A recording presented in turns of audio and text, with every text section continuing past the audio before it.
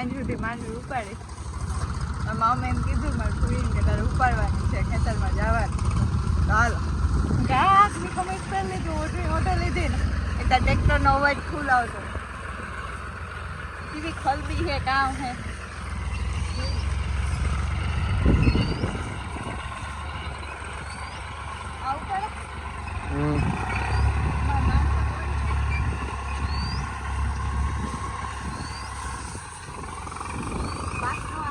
હા 20 આવા ખેડૂત જેવી જેની ખબર નથી પડતા કાં પાથરો રાખવું હોય.